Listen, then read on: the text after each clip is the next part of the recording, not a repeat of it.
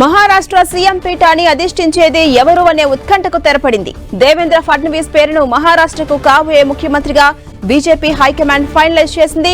ఈ విషయాన్ని BJP senior నేత ఒకరు జాతీయ మీడియాకు అనధికారికంగా ధృవీకరించారు. ఇవాళ ముంబైలో జరిగే మహారాష్ట్ర బీజేపీ సమావేశంలో ఫడ్నవీస్ ను బీజేపీ శాసనసభాపక్ష నేతగా ఎన్నుకుంటారని సమాచారం. అప్డేట్స్ మా ప్రతినిధి గోపి అందిస్తారు. గోపి, మహారాష్ట్ర ముఖ్యమంత్రిగా దేవేంద్ర ఫడ్నవీస్ ప్రమాణ స్వీకారం చేయబోతున్నట్లుగా తెలుస్తోంది. ఈ రోజు కీలక సమావేశాలు ముంబైలో ఉన్నాయి.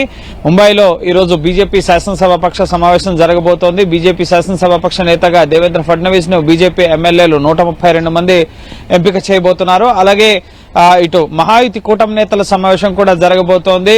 అనారోగ్యం నుంచి కోలుకున్న తర్వాత దేవేంద్ర ఫడ్నవీస్ ఇటు ఏక్నాథ్ షిండే నిన్న ముంబైకి చేరుకున్నారు. ఈ రోజు దేవేంద్ర ఫడ్నవీస్ అలాగే ఏక్నాథ్ షిండే, అజిత్ పవార్ ఈ ముగ్గురు నేతలు కూడా సమావేశం కాబోతున్నారు.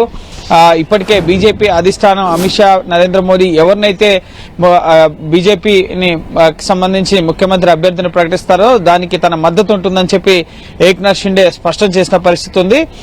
దీంతో దేవేంద్ర ఫడ్నవీస్ ముఖ్యమంత్రి అయితే గనక ఇటు ఏక్నాథ్ షిండే అలాగే అజిత్ పవార్లు డిప్యూటీ సీఎంస్ అయ్యే అవకాశాలున్నాయి. ఒకవేళ ఏక్నాథ్ షిండే గనక డిప్యూటీ సీఎం గా ఉండేందుకు ఇష్టపడకపోతే ఆయన కుమారుడు శ్రీకాంత్ షిండే ప్రస్తుతం ఆయన లోక్సభ ఎంపీగా ఉన్నారు. సో ఆయన పేరు కూడా డిప్యూటీ సీఎం రేస్ లో వినిపిస్తున్న పరిస్థితి ఉంది. పోర్ట్ఫోలియోలో విషయానికి సంబంధించి కూడా 3 రోజుల క్రితం ఢిల్లీలో జరిగిన సమావేశంలో ఒక ప్రాథమిక చర్చలనే ముగిశాయి. బీజేపీకి 20 వరకు కేబినెట్ బెర్తులు, అలాగే ఇటు ఎన్సీపీ అజిత్ పవార్ వర్గం, ఏక్నాథ్ షిండే శివసేన వర్గానికి కూడా ముఖ్యంగా సమానంగా మంత్రి పదవులు ఇవ్వాలి అన్న అంశానికి సంబంధించి ప్రాథమిక చర్చలు జరిగాయి.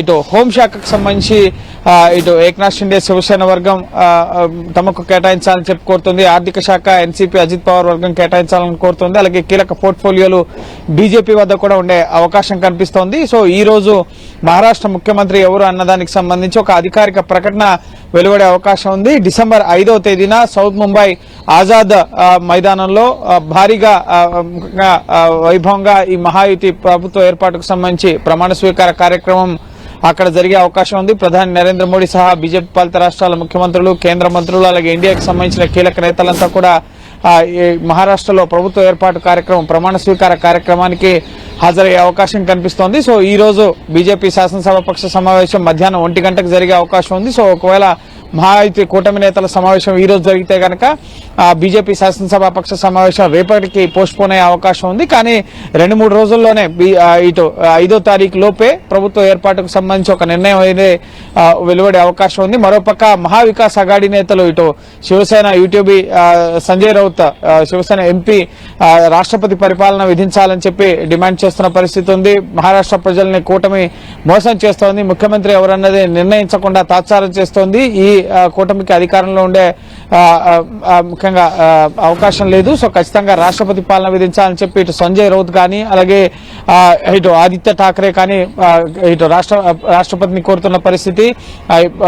ఇటు ఫలితాలు వచ్చి వారం రోజులు గడుస్తున్నా ఇంకా రాష్ట్రంలో ప్రభుత్వం ఏర్పాటు కాకపోవడం, ముఖ్యంగా ముఖ్యమంత్రి ఫేస్ ఎవరనేది నిర్ణయించుకోలేకపోవడం అనేది ప్రజల్ని మోసం చేయడమే, ప్రజల్ని అవమానించడమే. సో వీరికి ప్రభుత్వంలో కొనసాగే అధికారం లేదంటూ కూడా మహావికాస్ అఘాడీ నేతలు ఇటు మహాయుతి కూటమి పైన విమర్శలు చేస్తున్న పరిస్థితి. అలాగే మహావికాస్ అఘాడీ చేస్తున్న విమర్శల్ని మహాయుతి కూటమి కూడా తిప్పికొడుతున్న పరిస్థితి. ఐక్యంగా ఎన్నికల్లో గెలిచాం, సో ఐక్యంగానే ప్రభుత్వాన్ని ఏర్పాటు చేస్తాం, దీనికి సంబంధించి అన్ని రకాల చర్చలు కూడా కొనసాగుతున్నాయి, ప్రభుత్వ ఏర్పాటుకి కావాల్సిన మ్యాండేట్ మాకు ఉంది, మీరు మమ్మల్ని విమర్శించాల్సిన అవసరం లేదు అని చెప్పి మహావికాస్ అఘాడీ నేతలపైన మహాయుతి కూటమి నేతలు కూడా మాట్లాడుతున్న పరిస్థితి ఉంది. సో ఓవరాల్ గా ఈ రోజు మధ్యాహ్నం వరకు కూడా బీజేపీ శాసనసభాపక్ష సమావేశం జరిగితే కనుక ముఖ్యంగా ఇటు దేవేంద్ర ఫడ్నవీస్ ని బీజేపీ శాసనసభాపక్ష నేతగా ఎన్నుకుంటారు. అలాగే మహాయుతి కూటమి నేతలంతా కూడా సమావేశమై ప్రభుత్వ ఏర్పాటు, ముఖ్యమంత్రి ఎవరన్న దానికి సంబంధించి కూడా ఒక ఉమ్మడి ప్రకటన ఈరోజు చేసే అవకాశం ఉంది. Right, thank you Gopi.